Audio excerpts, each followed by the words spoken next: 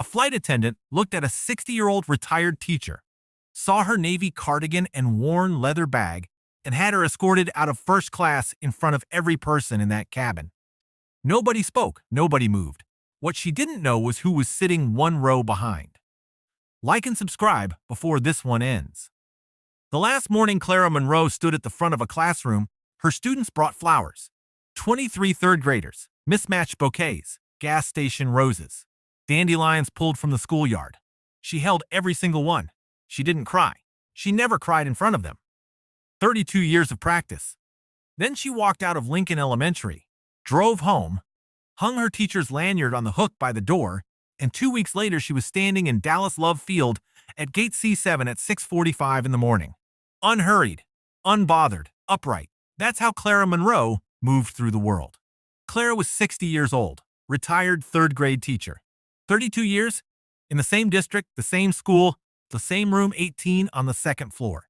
She had taught over 900 children to read, to write, to believe their voice mattered. Today, she was flying to Denver for her son's birthday dinner.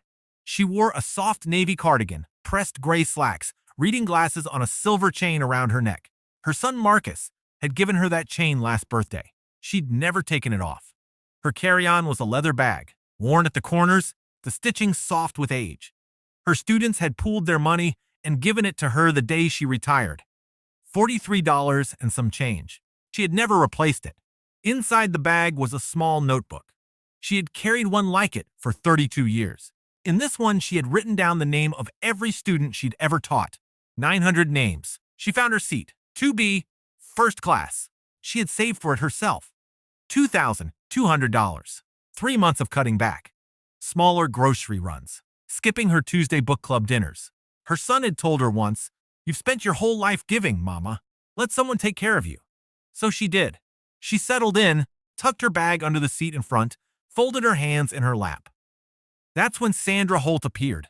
2 minutes before Clara sat down, a man boarded, mid-50s, white, rumpled Oxford shirt, sneakers, plastic bag from a 7-Eleven dangling from one wrist. He looked like he'd slept in his car. Sandra Holt met him at row 2 with a full smile. "Welcome aboard, sir. Can I get you anything before takeoff?" She touched the headrest like she was presenting a gift. Didn't ask for his boarding pass. Didn't check a thing. Just smiled and moved on. Then Clara sat down in 2B. Sandra turned. The smile was gone before she'd taken 2 steps. Not fading, just off. She looked at Clara's cardigan. Her bag. Her reading glasses on their silver chain. 4 seconds. That was all it took. "Ma'am." Flat. No warmth. "Can I see your boarding pass?" Clara looked up. Of course. She held it out. Sandra took it. Held it up to the light. The way you hold a bill you suspect is counterfeit. Turned it over. Looked at it longer than any boarding pass needed to be looked at. "I'll need to verify this with the gate. There may be a system error." "There's no error," Clara said. "I booked it myself. 3 months ago." Sandra walked away without responding. No acknowledgement. No eye contact. Clara sat very still, her thumbnail pressed into her palm. Once, an old habit. Something she did in parent-teacher conferences. When a father told her she didn't know what she was talking about. When a school board member questioned her credentials, she was always qualified. She always had to prove it twice. Sandra came back, colder. "Ladies and gentlemen, I apologize for the delay. We have a seating issue that needs to be resolved." She said it the way someone announces a stain on the carpet. "Ma'am, I've confirmed with the gate. There's a discrepancy with your booking. I need you to move to economy." There was no discrepancy. She never called the gate. In 14 years, Sandra had developed what she called instinct, a set of unexamined certainties about who needed to be checked twice and who did not. She had stopped questioning those certainties so long ago that she had forgotten they were ever a choice. "There is no discrepancy," Clara said. Calm, even. "I have my confirmation email, my receipt, my booking code.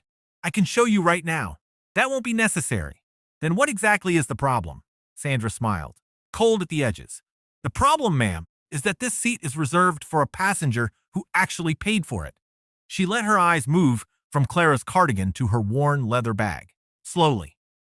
"I've been doing this job for 14 years. I know what a first-class passenger looks like." She paused. "And I know what one doesn't." The cabin went quiet. Helen Marsh sat in seat 1B. Corporate attorney. 40 years old. Tailored black blazer. She watched the whole thing from 3 feet away. Her hand moved to the call button on the seat panel. She pressed it halfway, released it. Her hand dropped back to her lap. She told herself she didn't know the whole story. A man in row 4 leaned to his wife, whispered. She nodded without looking up. She knew it was wrong. She nodded anyway. In seat 3C, a boy sat with his mother, 8 years old. He had been watching since Sandra first walked over. Now he tugged his mother's sleeve. "Mom, what did she do wrong?" His mother pulled his hand back, said nothing, looked away. The boy kept watching Clara. His eyes had no judgment in them, only a question. Nobody in that cabin was thinking about what they were teaching him. Officer Ray Tatum arrived. Sandra straightened. This passenger is refusing to vacate a seat she's not authorized to occupy. Ray looked at Clara. "Ma'am, I need you to come with me." "Sir, I have a valid ticket. I paid for this seat. I have proof." Ray looked at Sandra. Sandra looked back with the confidence of someone who had never been questioned in her own cabin. That was enough for him. "Ma'am, please stand up." Clara stood. She didn't fight. She didn't shout. She collected her bag, reached for her reading glasses. They slipped from the seat and fell to the floor. Helen Marsh saw them land. She leaned forward, stopped, sat back. Clara bent down and picked them up herself. Nobody moved. Ray walked her down the aisle, past every row in first class. 15 passengers and 1 witness. 32 eyes. Not all of them empty.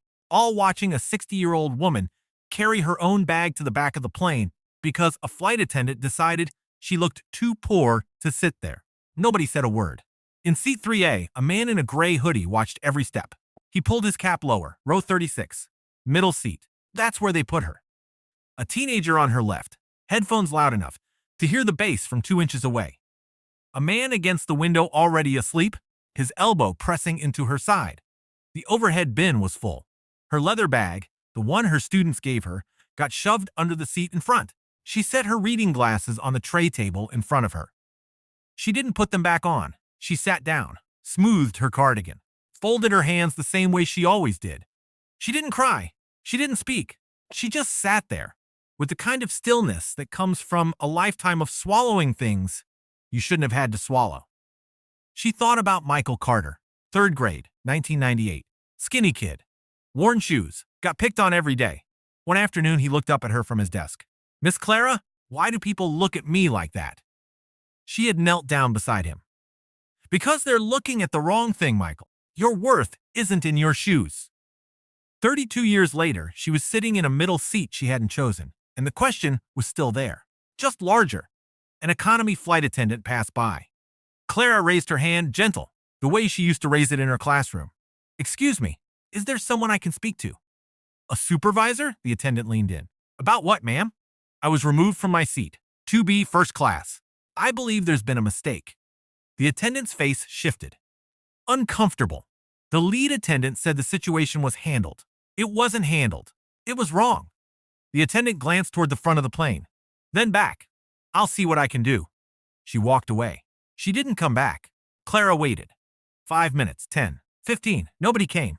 Across the aisle, Alia was 20 years old, a junior at UT Dallas, natural hair pulled into a puff, transportation management textbook open on her tray.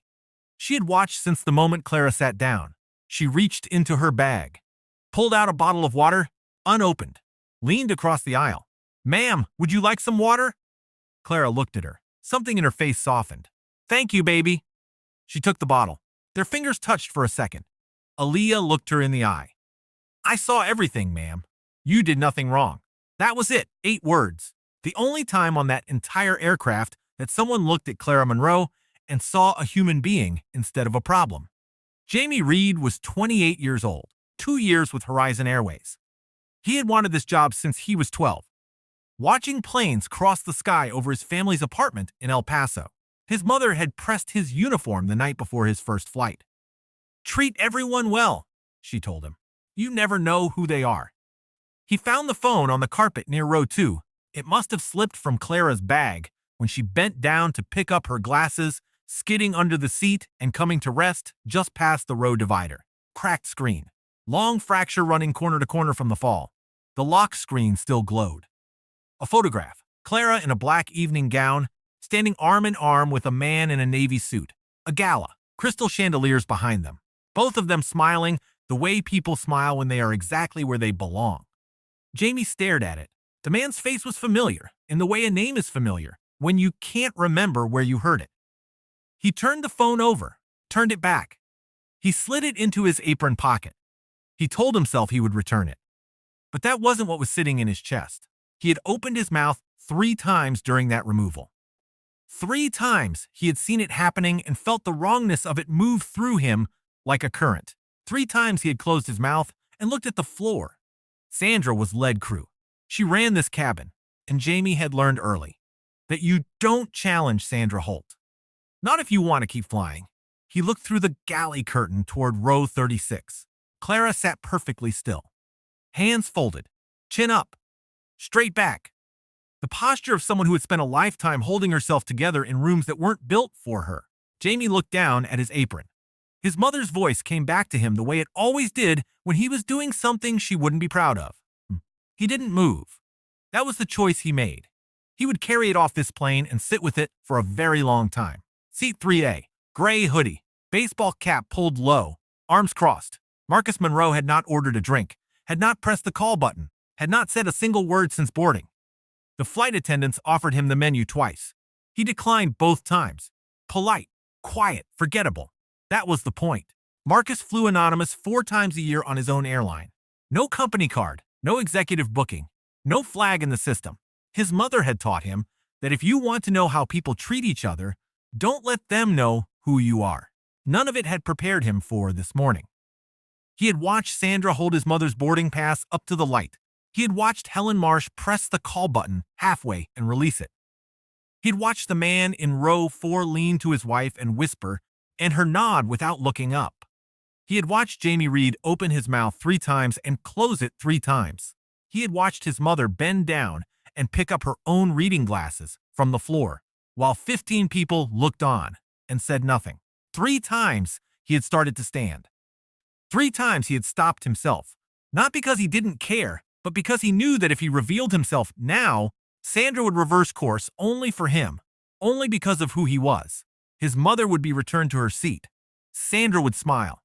Nothing would change. He needed this on the record, every step of it, every witness, every silence, before anyone knew who was watching.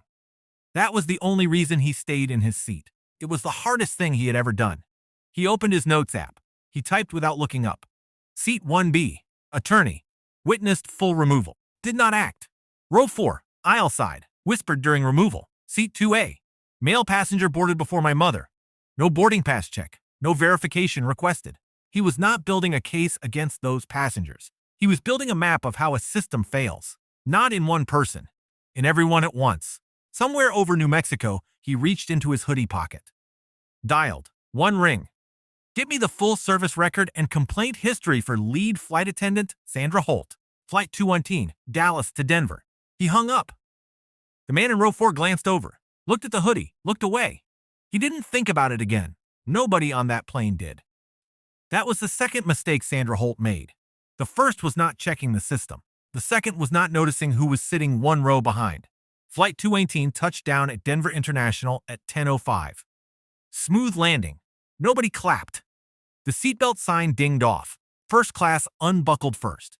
That's how it works. You pay more, you leave first. The hierarchy of an airplane is not subtle. Sandra stood at the cabin door. Back straight. Smile on. The switch smile. The one that said she was a model employee and had done nothing wrong. Thank you for flying with us. We appreciate your loyalty. Row by row, same voice. Same rhythm. Like a recording. Helen Marsh walked past without eye contact. The man from row 4 nodded. Great flight. Sandra beamed. Thank you, sir. Then the man in 3A stood up. Slow, no rush.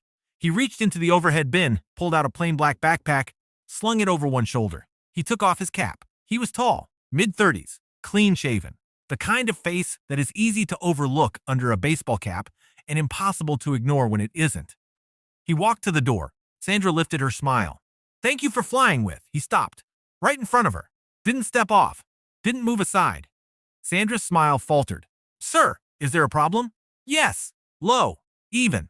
The kind of voice that doesn't need volume to fill a room. He reached into his hoodie pocket.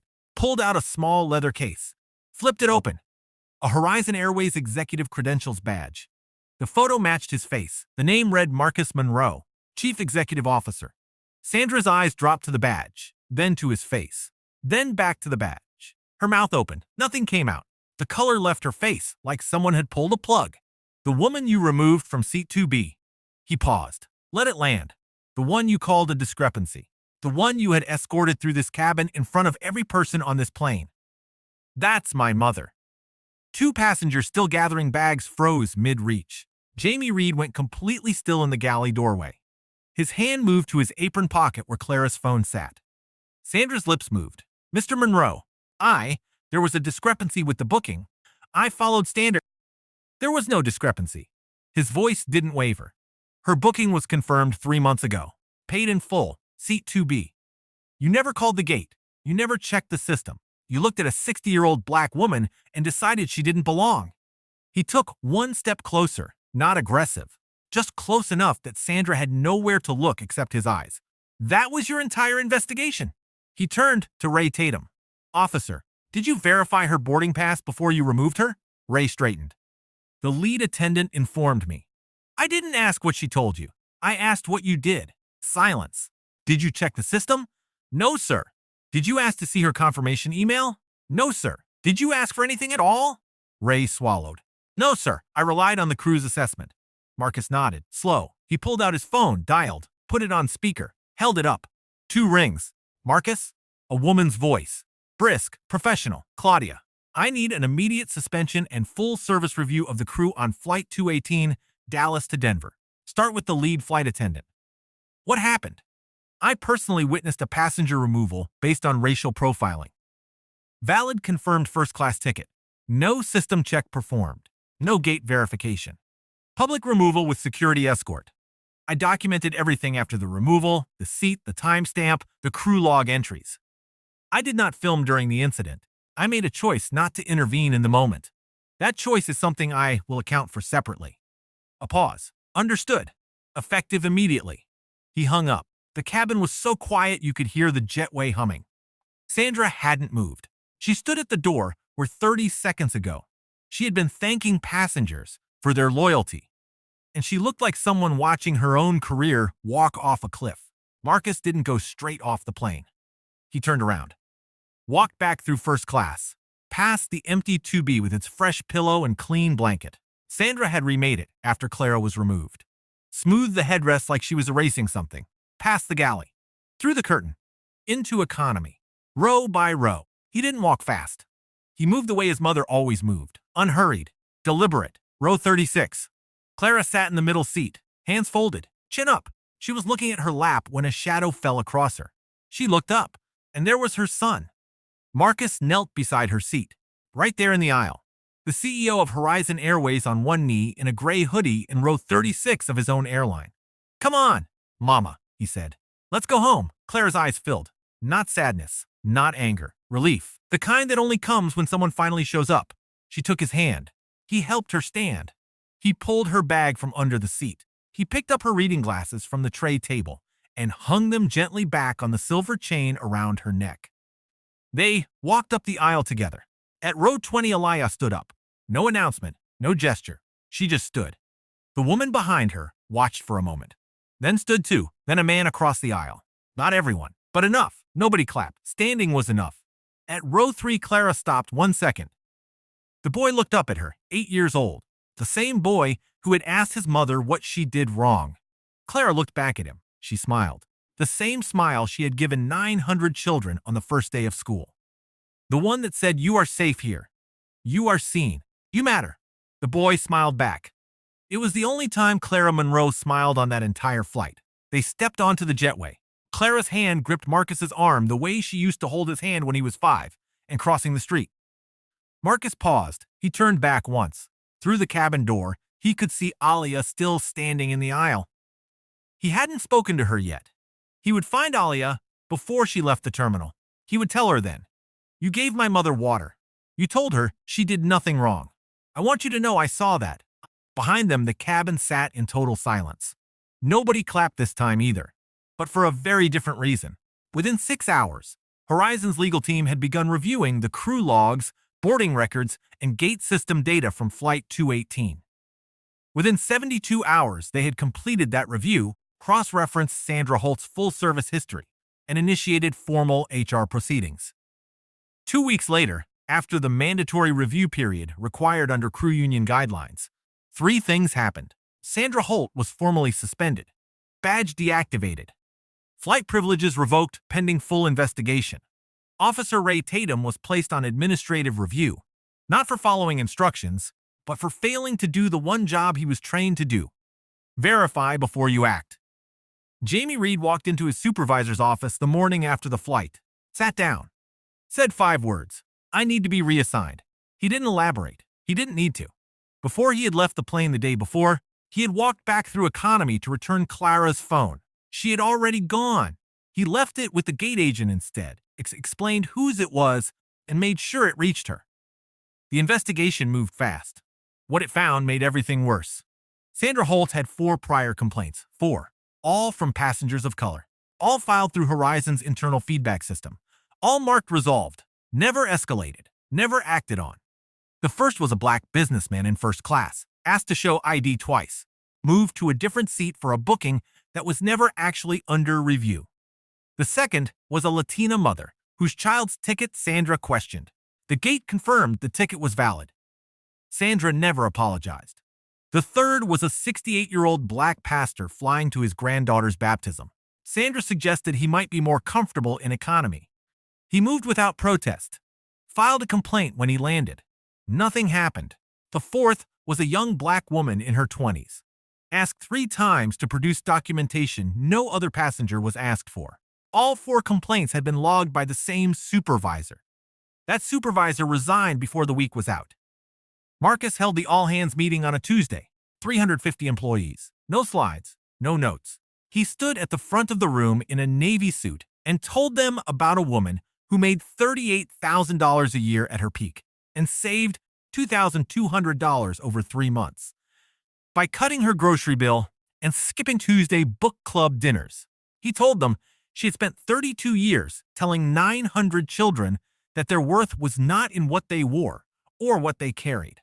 Then he said, "And we put her in a middle seat because of how she looked." He let that sit. Not her failure. He looked across the room. 350 faces. Hours. Sandra Holt completed the program. All 6 months. Ground service duty. Quarterly reviews. Bias awareness modules. De-escalation workshops. Role-play exercises, where she had to stand in a mock cabin and watch someone be treated the way she had treated Clara Monroe. That was the hardest part. Not the coursework. Not the paperwork, the watching. At the end, she wrote Clara a letter, not a corporate apology, not the kind a lawyer reviews before it's sent. 3 handwritten pages. She wrote about growing up in a small town in Oklahoma, about a grandfather who used words she won't repeat, about a house where certain people didn't belong in certain places, said as casually as passing the salt. She wrote about 14 years of flying and the invisible list she had built in her head without ever once examining where it came from. The last paragraph read, "I never thought of myself as someone who discriminated. I thought I had standards. I never understood that those standards weren't mine.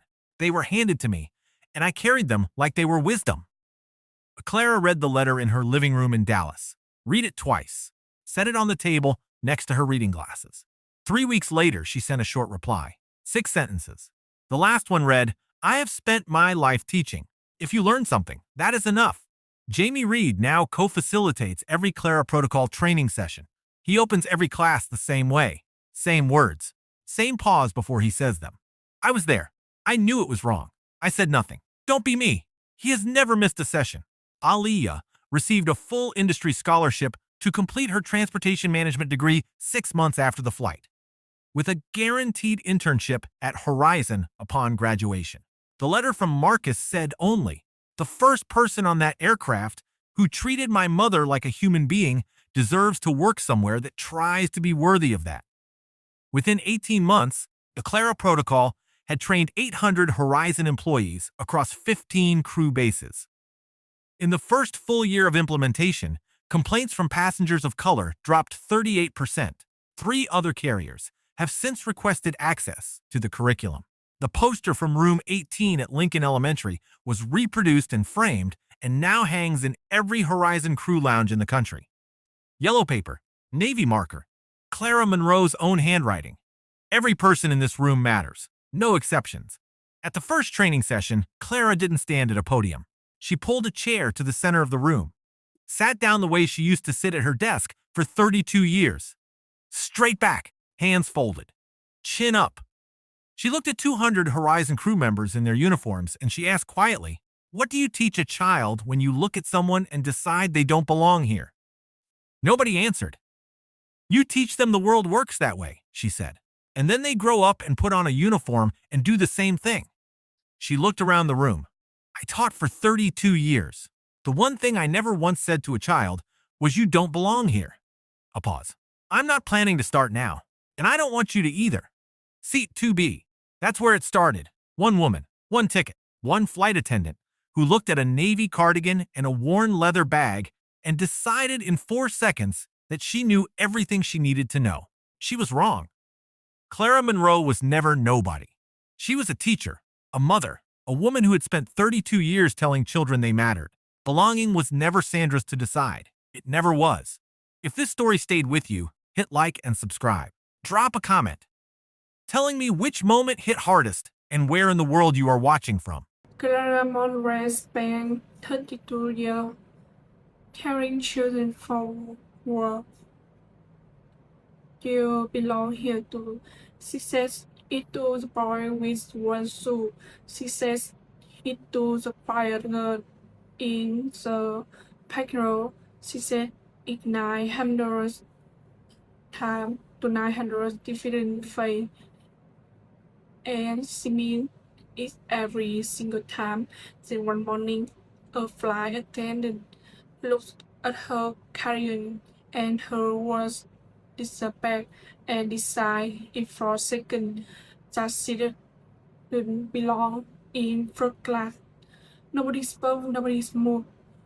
But here was that flight attendant doesn't understand dignity isn't something you can revoke with a body budget. What is written on your clothes and belonging was never her to decide. The most dangerous bias isn't the kind people should, it's the kind they carry so long they forgotten it a child in life for second young man in cold to press halfway and release its whisper that become not wicked with chosen every single day, not with words, but with what we do when it comfortable. When it costs us something, a 20-year-old student with a portal or with the understood something sitting a rule for us is that cabin. Seeing someone in an action, sorry looking away, Clara Morel never stopped teaching, misunderstood me.